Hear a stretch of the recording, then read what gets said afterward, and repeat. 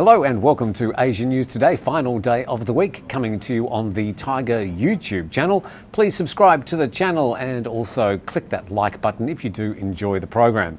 In today's program, initial reactions to the invasion of Ukraine by Russian troops, the South Korean central bank's steady as she goes policy, better protections for Indonesia's migrant domestic helpers, and rises and falls in the Asia-Pacific stocks and money markets. All that and more coming up in today's Asia News Today.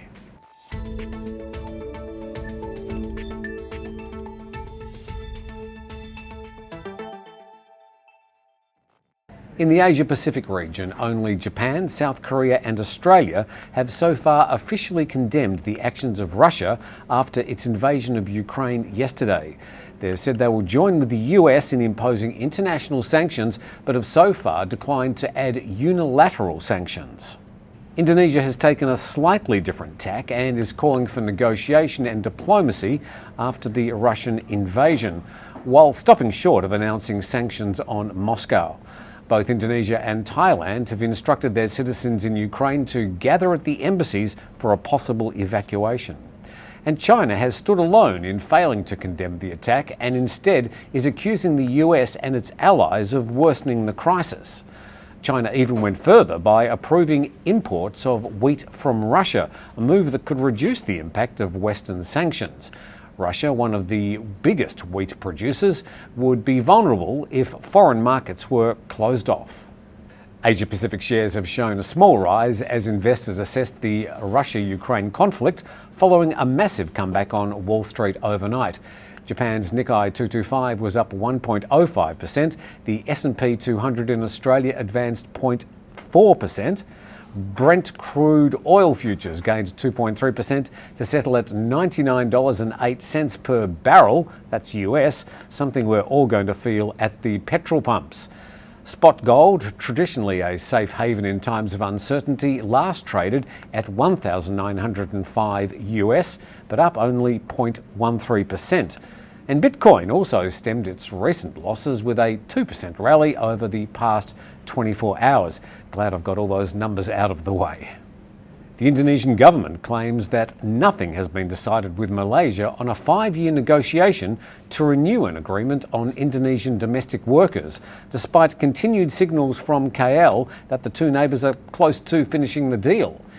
Indonesia and Malaysia had a bilateral agreement on the placement and protection of Indonesian domestic workers since 2006, which was renewed once in 2011 but expired in 2016.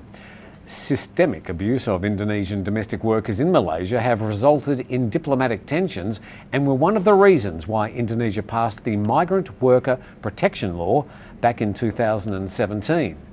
Since then, Indonesia has insisted that all destination countries, primarily Malaysia and Singapore, must have a memorandum of understanding on the placement and protection of Indonesian workers. Indonesia is also seeking protection over visa processing costs that should be handled by the employees in the host countries. Good Morning Thailand gets up to 80,000 viewers per week, and we'd like to weaponise our audience for you. That's right. So if you have a business or a property or even your house that you'd like to sell. Private yacht? Yeah, we could be in space. I'm not sure about space. Well, all you have to do is contact us on info@thethaiger.com and you can hire us up to a day or even a week and we'll go to your property and do the show live. Good Morning Thailand, coming your way. The Philippine government is allotting the equivalent of US $49 million in fuel subsidies for public transport drivers as oil prices keep surging after Russia's attack on Ukraine. The Development Budget Coordination Committee says the amount will be used for the Department of Transportation's fuel subsidy program, where 377,000 drivers will be given fuel vouchers. This is now on top of the Department of Agriculture's 500 million peso budget for affected farmers and people working in the fishing industry. Even before Russia's attack on Ukraine, fuel prices in the Philippines had increased for 8 consecutive weeks. South Korea's central bank has kept interest rates steady yesterday, taking a break after back-to-back rate hikes. The decision was based around both the surging coronavirus cases in South Korea and escalating tensions in Ukraine. The Bank of Korea held the benchmark interest rates unchanged at 1.25%. It also raised inflation forecast for 2022 from 2% to 3.1%. The rate decision was the last policy review for the bank's outgoing governor. His successor will likely need to take interest rates higher to control the rising inflation in the South Korean economy, in line with other major central banks. In Thailand, despite challenges of rising inflation rates and the cost of development, property developers are being told to prepare for a post-pandemic boom. A senior executive vice president at Bangkok Bank said Thailand is entering a new economic phase over the next 2 years, following 2 years of lacklustre activity. He noted that Thailand's property market was going through a transitional period with fluctuations. He said if we can make it through, we should be able to ride Asia's economic growth wave, which should kick off in the next 2 years.